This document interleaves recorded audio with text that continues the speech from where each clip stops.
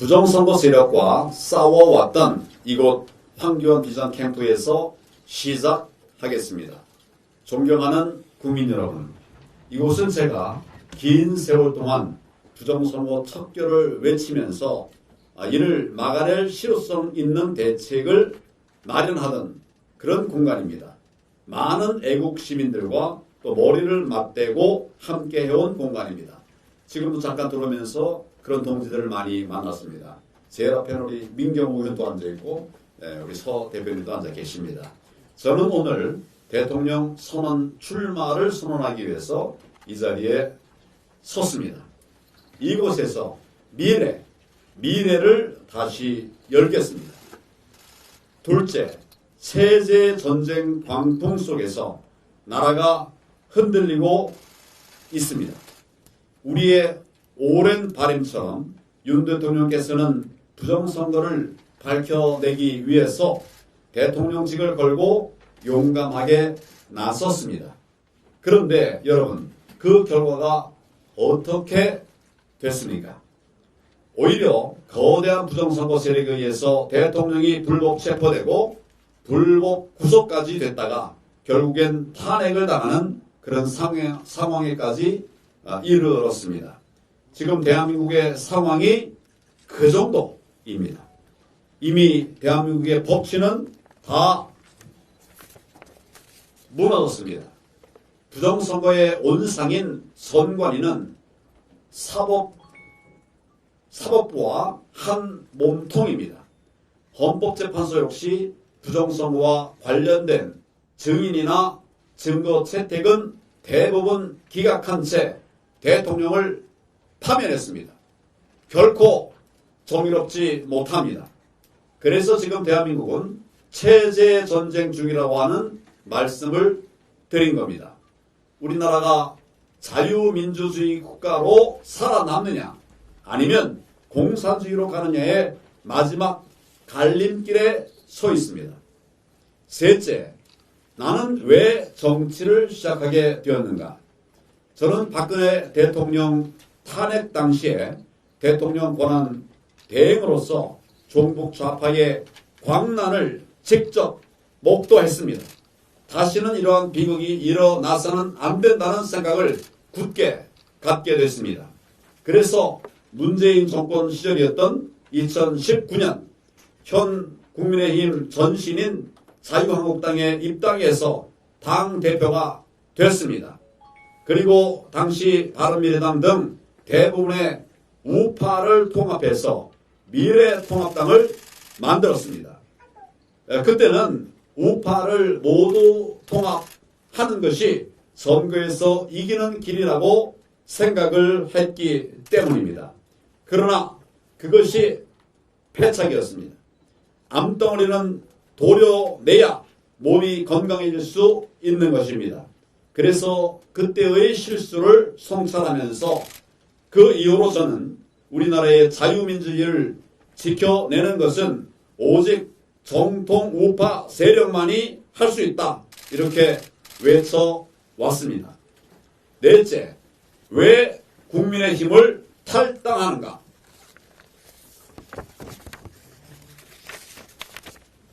여러분, 부정선거는 음모론이 아닙니다. 부정선거는 팩트입니다. 그런데 이 사실을 아는 사람도 있고 또 모르는 사람도 있습니다.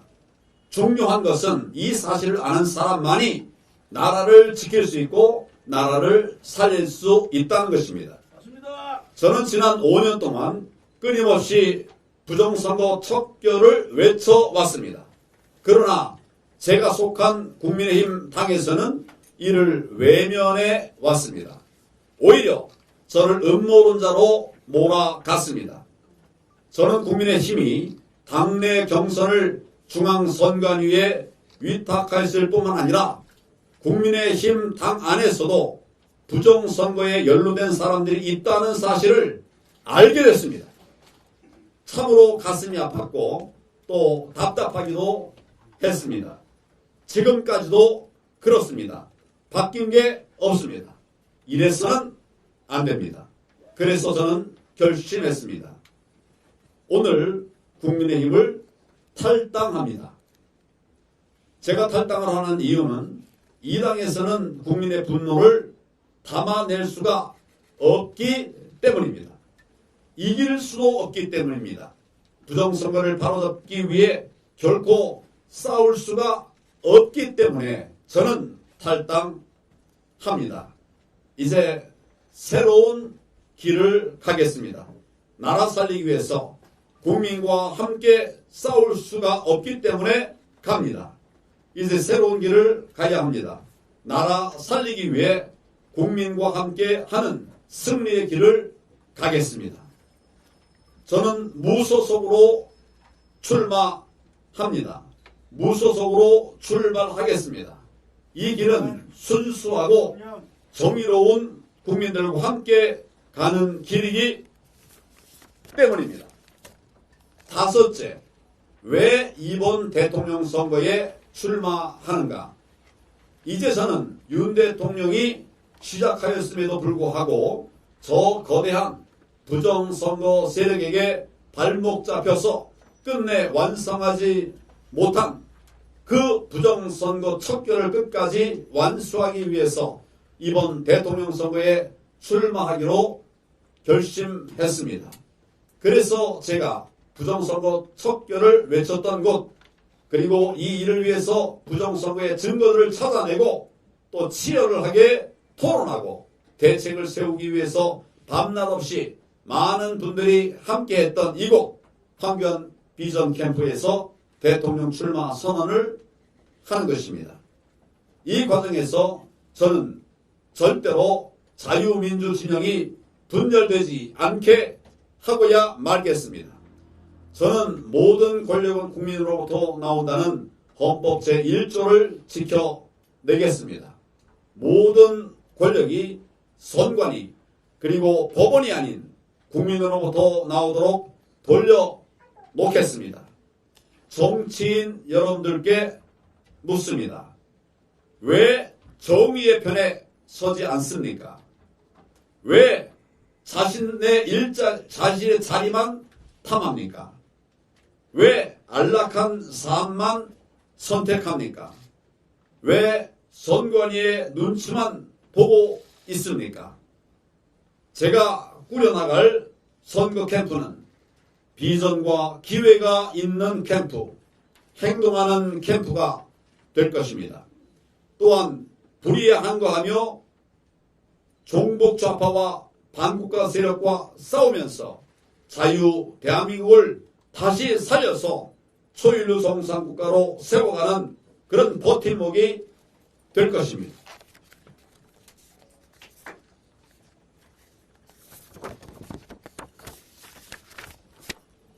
여섯째, 왜 황교안인가? 이제 왜 제가 국정 최고 책임자가 되려 하는지, 왜 제가 대통령이 되어야 하는지 간략히 말씀을 드리겠습니다. 첫째, 지금 대한민국은 체제 전쟁 중입니다. 싸워서 이겨야만 합니다. 다시 세워내야만 합니다. 그래서 제가 나서겠습니다. 둘째, 저는 해본 사람입니다. 저는 법무부 장관 또 국무총리, 대통령 권한 대행, 당 대표까지 다 해본 사람입니다. 입법, 사법, 행정의 책임자 역할을 다 해본 사람입니다. 뿐만 아니라 위기를 극복해 본 사람입니다. 지금과 같은 시기에 매우 필요한 위기 극복 경험을 이미 해본 사람입니다. 오목했던 박근혜 대통령 탄핵 시절 대통령 권한 대행으로서 국가 위기 상황을 관리하면서 흔들리던 대한민국을 지켜냈던 경험이 있는 사람입니다. 특히 이번 대선은 선거가 끝나자마자 인수위 없이 곧바로 새 정부가 시작됩니다. 시행착오라면 결코 안 됩니다. 저는 이미 해봤습니다. 경험이 있습니다. 셋째, 저는 성과를 냈던 사람입니다. 법무부 장관 시절 반국가 세력인 통합진보당을 해산시켰던 사람입니다. 그리고 포괄적 차별금지법 통과를 막아냈던 사람입니다. 또한 김대중 대통령 시절에 김 대통령의 선거 공약이었던 국가보안법 철폐를 막아내고 오늘까지 국가보안법을 지켜낸 사람입니다. 넷째, 저는 반국가 세력과 싸우는 사람입니다. 자유민주주의 체제를 지키기 위해서 지금까지 최전선에서 공산주의 세력과 싸워왔습니다. 그러다 보니까 북한의 표적이 됐습니다.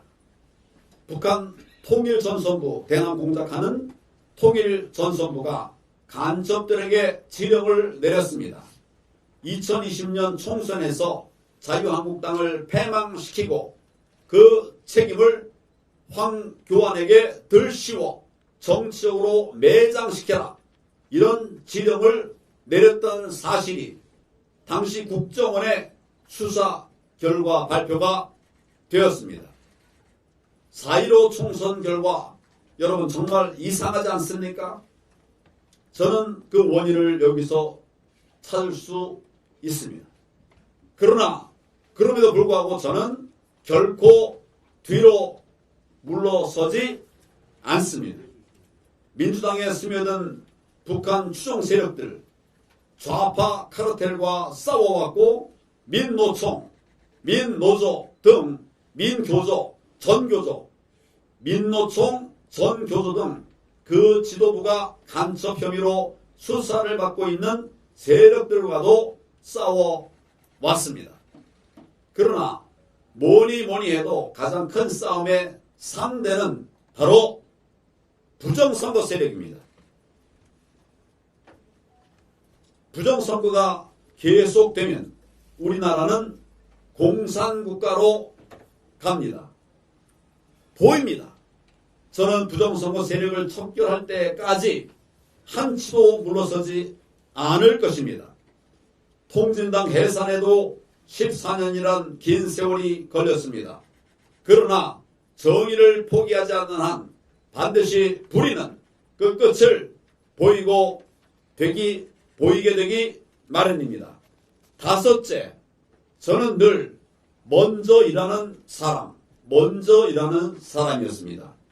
저는 청년과 소외 계층에 대한 관심이 많았습니다. 그래서 당대표 시절 처음으로 9명의 청년 부대변인을 세웠습니다. 이들이 많은 역할을 하게 했습니다. 또한 장관 시절에는 첫 여성검사장을 임명하기도 했습니다.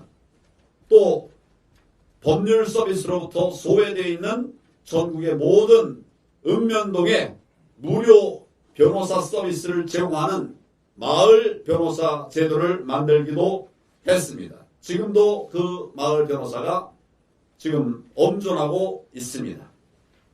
저는 늘 혁신과 새로운 세상을 꿈꿔 왔습니다. 제가 살아온 길이 늘 그랬습니다. 여섯째, 저는 국민의 아픔을 아는 사람입니다.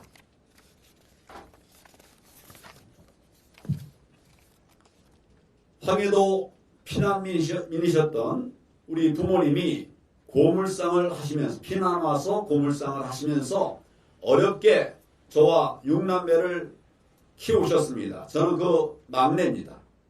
도시락이 필요했던 시절, 때로는 도시락을 못 사갈 정도로 힘든 시기를 지내기도 했습니다.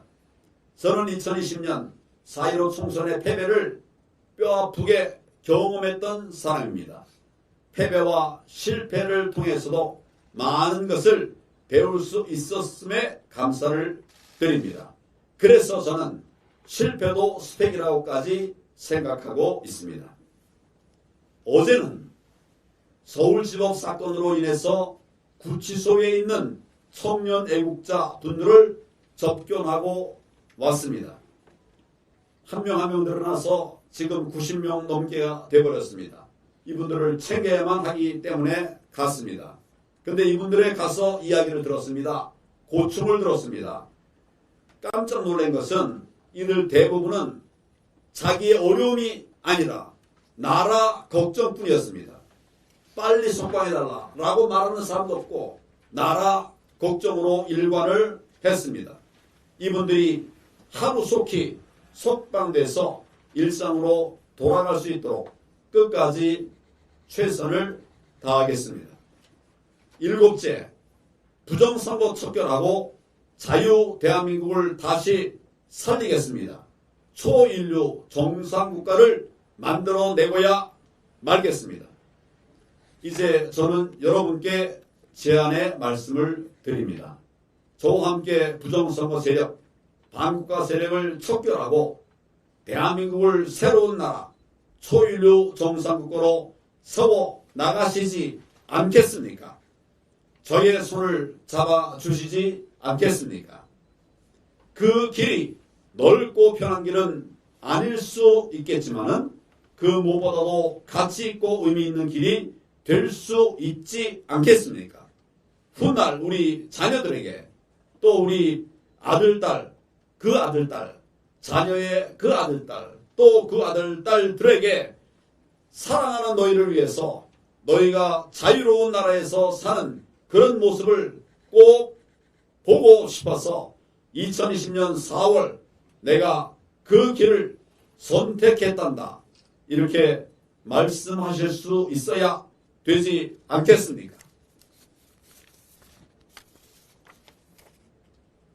저는 이승만 대통령의 자유민주주의 건국 정신, 박정희 대통령의 부강한 나라, 이명박 대통령의 민생, 박근혜 대통령의 혁신 정책, 윤석열 대통령의 부정선거와 반국가 세력 척결, 이를 본받아서 대한민국을 초일류 정상국가로 만들어 나가는 그 길을 나아가겠습니다.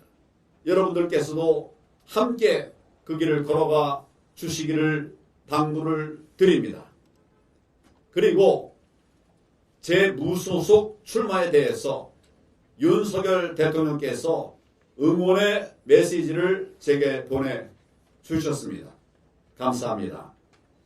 의미가 큰 일이라고 생각합니다. 여러분, 대한민국을 다시 살려내겠습니다. 감사합니다.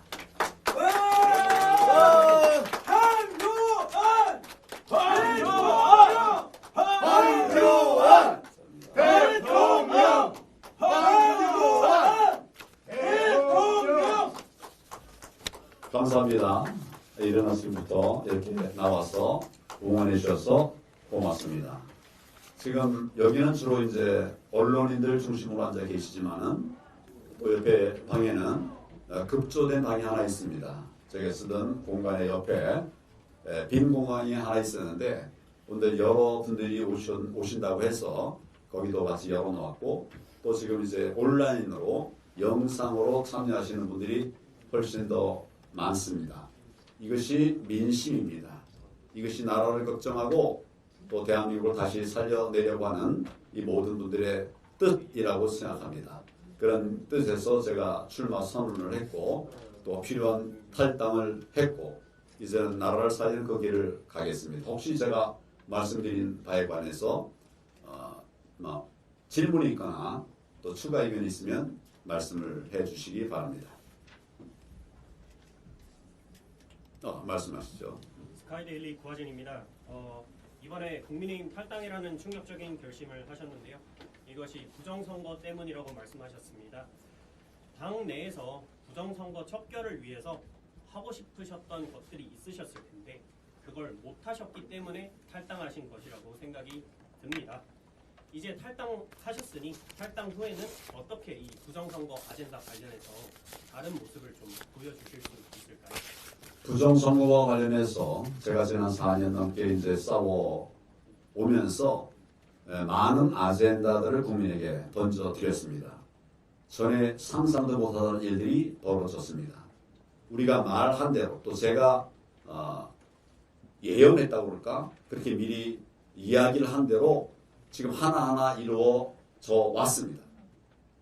최종적으로는 대통령도 부정선거를 알게 됐고 대통령이 부정선거를 바로잡기 위해서 계엄령까지 내리게 됐습니다. 이제 우리가 할 일은 다 했습니다. 남은 부분은 정치권인데 정치권이 쉽게 하지 않을 겁니다. 이거를 막아내고 이겨내기 위해서는 결국 국민들이 일어나야 된다. 마지막에는 국민이다. 전 이렇게 생각을 합니다. 우리 대통령께서 이런 부분에 대한 인식과 경험이 있었고 많이 있었고 또 우리 많은 우파 시민들이 특히 국민들이 이 부분을 아주 통렬해 합니다. 가슴 아파합니다. 그런데 모르는 사람들이 있어요. 이거는 좌파는 물론이고 우파에도 그런 사람들이 대부분이거나 또 많이 있거나 이런 부분들을 고쳐나가야 된다고 생각합니다.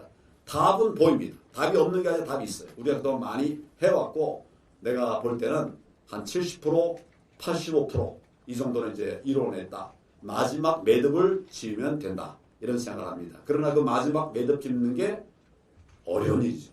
그게 쉬운 일이 아니죠. 점점 더 어려워지지만 그러나 우리 국민들이 함께하면 된다. 이렇게 생각합니다. 우리 최근에 대통령과 제가 이런 메시지를 계속 내면서 많은 애국 시민들이 대통령에게 모이고 저에게 모이고 있습니다. 또 청년들이 많이 모이고 있습니다. 청년들. 낮에는 일하기 때문에 오지 못하지만 저녁에 우리 모이면 대부분 청년들이 옵니다. 이거는 정말 놀라운 변화고 이것이 대한민국을 앞으로 살려나가는 큰 힘이 되리라고 생각합니다. 또 다른 질문이 있으면 말씀하시죠. 아시다시피 이채리 기자입니다. 혹시 윤 대통령께서 응원의 메시지 많이 보내주셨다고 하는데 구체적으로 어떤 내용인지. 긴 얘기 아닙니다. 짧은 얘기인데 응원한다고. 제가 하는 것을 응원한다고 이렇게 거듭 말씀하고 계세요. 스카이데일리 장영 기자입니다. 지금 보수파 진영에서 민심을 누가 얻을까에 대해서 질문이 게 많은데 가장 먼저 응원 메시지를 받은 게 맞나요?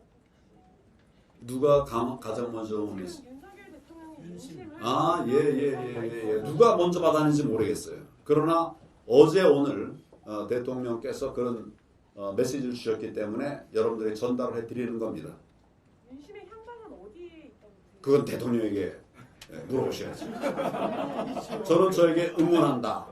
뭐 이런 말씀을 했고 결국 그것이 의미하는 바가 있다고 생각합니다. 공식적인 지지 선언이라고 봐도 되나요? 제가 있는 그대로 말씀드렸습니다. 여기에 평가를 하는 것은 제 몫은 아닙니다. 우리 국민들의 몫이라고 생각합니다.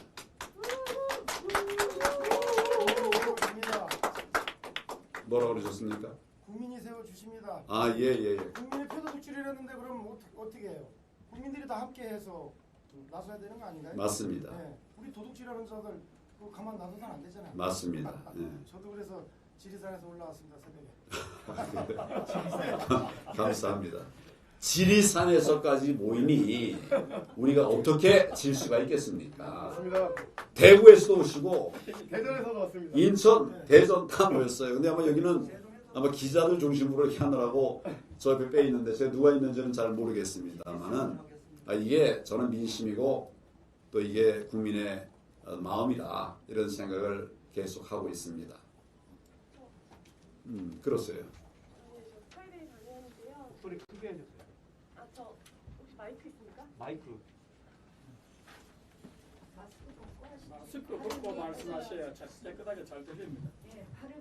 예, 저 스카이데일리 장혜영 기자입니다. 최근에 트럼프 대통령의 최측근인 고든창과 한국에서 처음으로 온라인 연례 회담을 한번 하셨었는데 가정에 기반한 질문입니다만 만약에 당선이 될 경우에 트럼프 미국 대통령과 어떤 행보를 보이시면서 좀 외교 안보 부분에 있어서 대북 정책을 좀 전개해 주실지 머릿속에 청사진이 또 그려지고 있는 게 있는지 좀 간략하게 소개해 주셨으면 감사하겠습니다. 먼저 고든창하고 1시간 정도의 인터뷰를 했어요. 뭐 뒤에 일정이 있어서 좀 줄여서 하겠다고 이렇게 얘기를 했는데 실제로는 이제 안 가고 못 가고 저하고 이제 계속 얘기하다 보니까 1시간이 넘게 이렇게 얘기를 했는데 지금 고든창이 얘기하는 걸 보면 대한민국의 정치 상황, 부정선거 상황에 대해서 너무 소상하게 알고 있습니다. 뭐 누구에게도 못지않게 소상하게 알고 있더라고요. 저 깜짝 놀랐습니다. 이것이 뭐 또 미국의 또 다른 힘이구나 이런 생각을 했습니다. 저는 트럼프 대통령과 이미 소통을 해본 사람입니다. 지금 이제 내가 물러나고 트럼프 대통령이 당선됐다가 실패했다가 다시 일어난 뒤 그때는 제가 통화를 하지는 못했습니다만은 대통령 권한 대행 시절에 3차례 통화하면서 트럼프의 그때의 생각을 들었습니다. 대한민국 정말 사랑합니다. 사랑한다는 말을 거듭거듭 얘기했어요. 100%, 100%, 100% 하는 얘기를 계속 했습니다. 그리고 우리나라와 함께 하겠다. 또 저한테 함께 하겠다. 그때는 제가 좀 의아한 질문도 받았어요. 우리 권한 대행께서는 다음에 대선에 출마할 거냐? 이걸 묻더라고요. 그거를. 좀 나는 나라를 지키기 위해서 여기 있다. 권한 대행으로서 위기에 처한 나라를 지켜야 되기 때문에 여기 있다. 출마할 수가 없다. 그렇게 얘기를 하기도 했어요. 그런 정도의 대화를 했던 분인데 기회가 되면 트럼프 대통령과의 만남도 한번 시도해 보도록 그렇게 하겠습니다. 자, 그러면 오늘 이 정도로 얘기를 마치도록 그렇게 하겠습니다.